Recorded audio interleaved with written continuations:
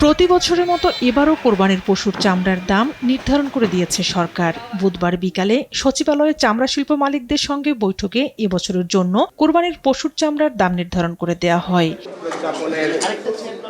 বৈঠক শেষে সংবাদ ব্রিফিংয়ে বাণিজ্যমন্ত্রী খন্দকার আব্দুল মুক্তাদির জানান, এবছর ঢাকায় গরুর প্রতি বর্গফুট লবণযুক্ত চামড়ার দাম নির্ধারণ করা হয়েছে ৬২ থেকে ৬৭ টাকা, আর ঢাকার বাইরে গরুর প্রতি বর্গফুট লবণযুক্ত চামড়ার দাম নির্ধারণ করা হয় ৫৭ থেকে ৬২ টাকা, আর খাসির লবণযুক্ত চামড়ার প্রতি বর্গফুটের দাম ২৫ থেকে ৩০ টাকা এবং বকরির ক্ষেত্রে ২২ থেকে ২৫ টাকা নির্ধারণ করা হয়েছে, যা ঢাকাসহ সারা দেশে কার্যকর করা হবে।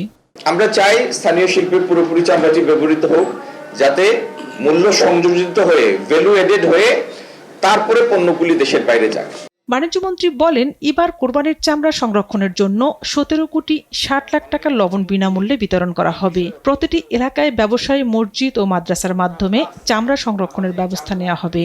জেলা প্রশাসন এবং উপজেলা প্রশাসন মাদ্রাসার সাথে সংশ্লিষ্ট যারা আছেন তাদেরকে ডেকে প্রশিক্ষণের ব্যবস্থা করবেন যে চামড়াটি সংরক্ষণের ব্যাপারে। আমি আগেই বলেছি, চামড়া সংরক্ষণের জন্য লবণ লাগে। সেই লবণটি সরকার বিনামূল্যে সংশ্লিষ্ট জায়গায় পৌঁছে দেওয়ার ব্যবস্থা করেছে। চামড়া সংরক্ষণে সরকার গুরুত্ব দিয়েছে উল্লেখ করে বাণিজ্যমন্ত্রী আরও বলেন, কোরবানির পর কোনো চামড়া যেন নষ্ট না হয় সে লক্ষ্যে সরকার কাজ করছে। চামড়া যেন নষ্ট না হয় সংরক্ষণের। ঝর্ণা রায়, দেশ টিভি, ঢাকা।